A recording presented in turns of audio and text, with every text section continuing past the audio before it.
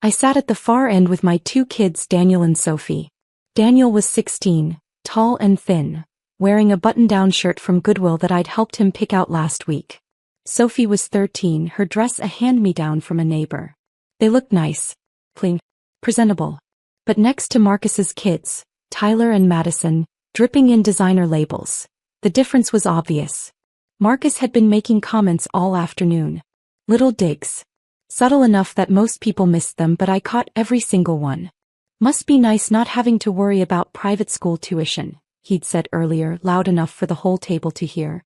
Public school is so much simpler. I'd smiled and nodded. Let it go.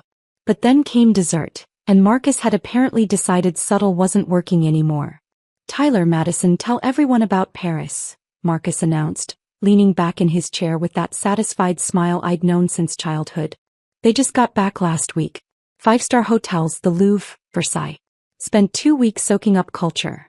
Tyler, 14 and already mimicking his father's smugness, launched into a detailed description of their vacation. The restaurants, the shopping on the Champs-Élysées, the private tour guide. I watched Daniel's jaw tighten. My son had been working nights at a grocery store for the past 4 months, stocking shelves from 10 p.m. to 2 a.m. on school nights, handing me most of his paycheck to help with our rent. He'd never complained. Not once. And where did your kids go this summer, Sarah? Marcus's wife, Jennifer, asked, her voice dripping with false sweetness. She knew exactly where we'd gone. Nowhere. We stayed local, I said evenly. Daniel had his job. Sophie had soccer camp. Soccer camp, Marcus repeated like I'd said something hilarious. Right. The free one at the Park District. Sophie looked down at her plate. Daniel's hand tightened around his fork. Nothing wrong with free programs, I said quietly. Sophie learned a lot. Of course, Marcus said, waving his hand dismissively. Not everyone can afford the European experience. Different priorities. Some people focus on, he paused, looking at Daniel. Working at grocery stores. Building character, I suppose. My mother, sitting near Marcus, laughed a little too loudly. She'd always favored him, the successful son. The one who'd married well, climbed the corporate ladder, bought the big house in the right suburb. Daniel works very hard, I said, keeping my voice level. I'm proud of him. Oh, I'm sure, Marcus said. Minimum wage builds character. Much better than, say, summer internships at investment firms. He gestured to Tyler. Tyler spent his summer learning about portfolio management. Networking with my colleagues. Real career building. I saw Daniel's face flush. He stared at his dessert, untouched. Then Marcus went for the kill. Your kids shop at thrift stores while mine vacation in Europe. He laughed, looking around the table for validation. I mean, that's just reality, right? Different tax brackets, different lifestyles. Nothing to be ashamed of, Sarah. You're doing your best with what you have.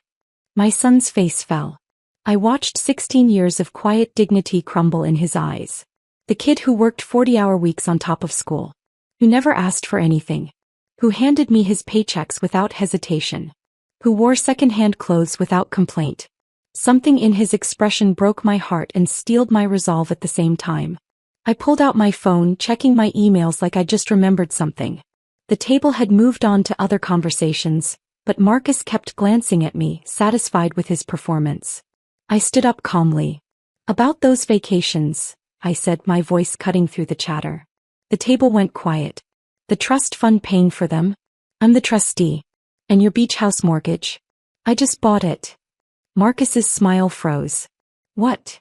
Tomorrow at noon, I continued, still calm, you'll learn why you should have read the trust documents our grandfather left, the ones I've been managing for 15 years. Sarah, what are you talking about? My mother's voice had an edge of panic. I looked at Marcus. You know the monthly distributions you get?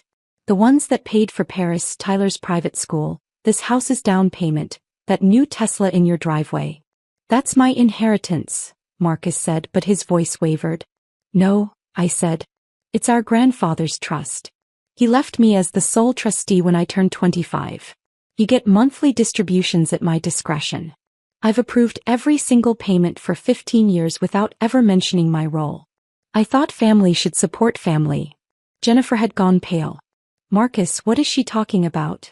The beach house in South Haven? I continued. The one you bought 5 years ago? You took out a mortgage for $400,000. Last month, the bank sold that mortgage to a private investment group. I'm the private investment group. Marcus stood up. You're lying. I pulled up my email and turned the phone toward him. Tomorrow at noon you're meeting with Patterson and Associates. They're the trust attorneys. They'll explain exactly how the trust works, including the clause that allows me to reduce or eliminate distributions if I determine they're not being used appropriately. You can't do that, Marcus said, but he sounded uncertain. I absolutely can. Grandfather's instructions were specific. The money is meant to support family members who demonstrate financial responsibility, humility, and kindness, not to fund arrogance. My mother grabbed my arm. Sarah, don't be ridiculous. Marcus deserves that money. Why?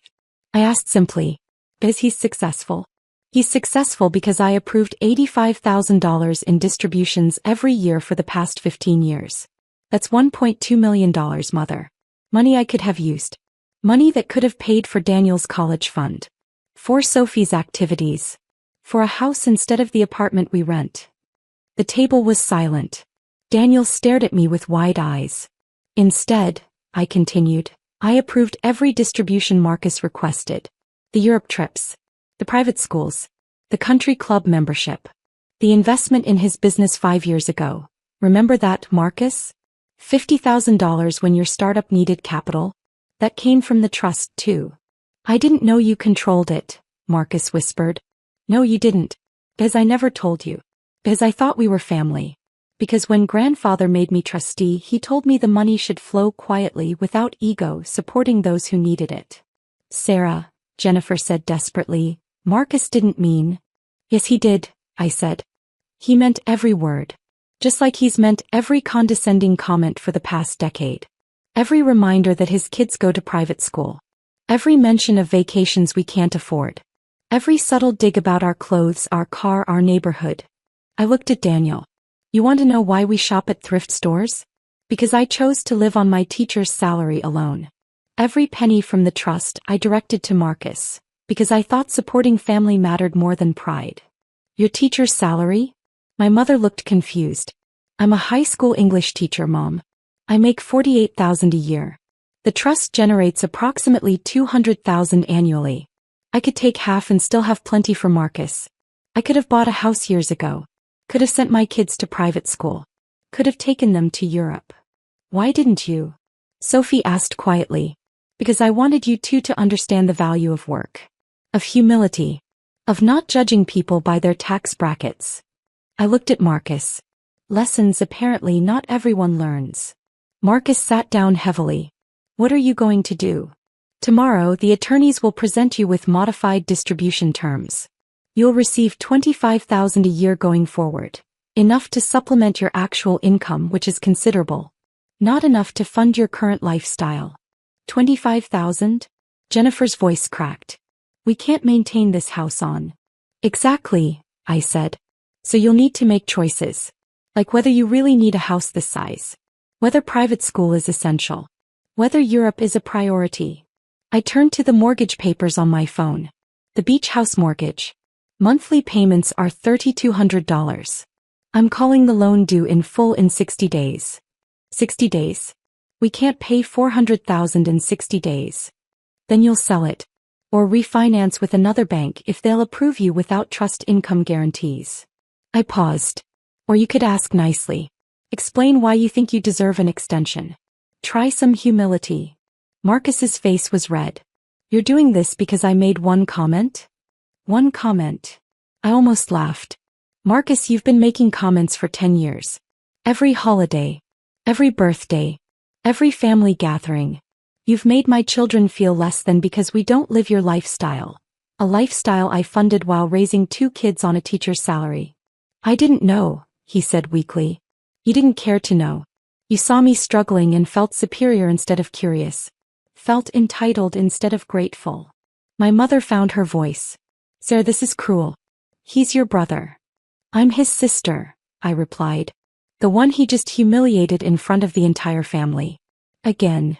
I looked at Daniel. The one whose son works 40 hours a week to help with rent while Marcus's son interns at daddy's firm for experience. I started gathering our things. We're leaving. Daniel, Sophie, get your coats. Wait, Marcus said.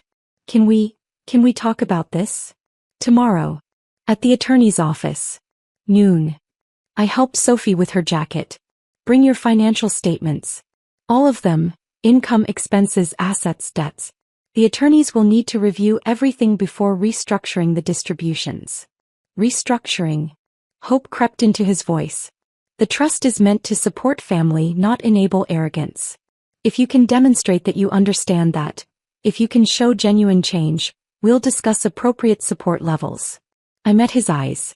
But Marcus, the days of blank checks while you mock my children are over. We walked toward the door. Daniel hadn't said a word since my revelation. In the car, silence stretched for several minutes. Then Daniel spoke. You've been giving him money all this time? Yes. For 15 years? Yes. He trailed off. While we lived modestly? Yes. Sophie leaned forward from the back seat. Why? I drove for a moment before answering. Because when Grandpa died, he told me the money was for family. He made me promise to use it to help the people I loved. I thought Marcus needed it more than we did. He was starting his business, starting his family. I thought I was doing the right thing. Was it? Daniel asked. The right thing? I don't know anymore, I admitted.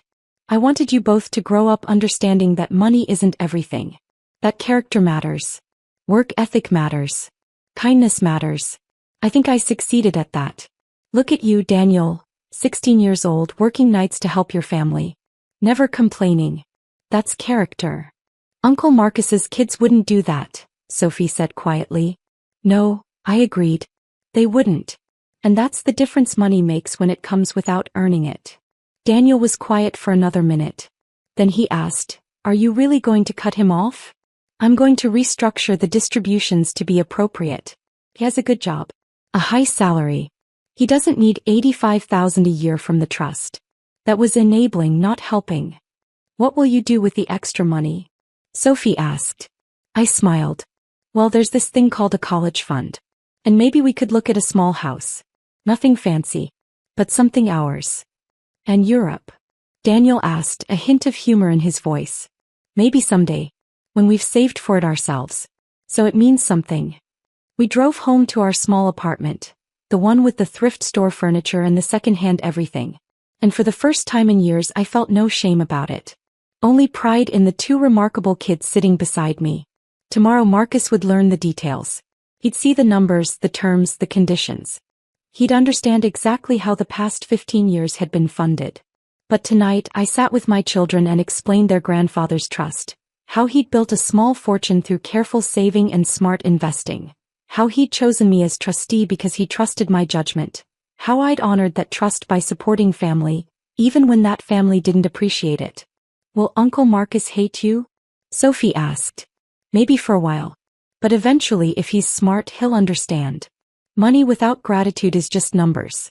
Family without respect is just biology. Daniel nodded slowly. For what it's worth, Mom, I think Grandpa chose the right person. And sitting in our modest living room wearing our thrift store clothes, I finally believed he had. The next day at noon, Marcus learned exactly how his lifestyle had been subsidized. The attorneys explained every distribution, every payment, every quiet transfer I'd approved over 15 years. He learned he'd owe his beach house mortgage in full in 60 days. He learned his annual distribution would drop to $25,000.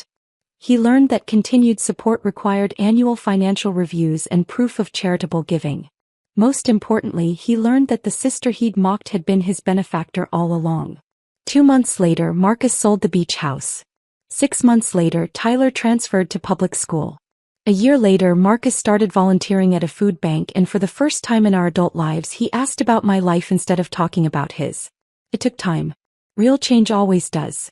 But the day Marcus showed up at our apartment with a college fund contribution for Daniel, matching the amount Daniel had earned that year working nights, I knew something had shifted. He didn't apologize with words. He apologized with understanding. With humility. With the kind of family support that goes both ways. And that's worth more than any trust fund distribution could ever be.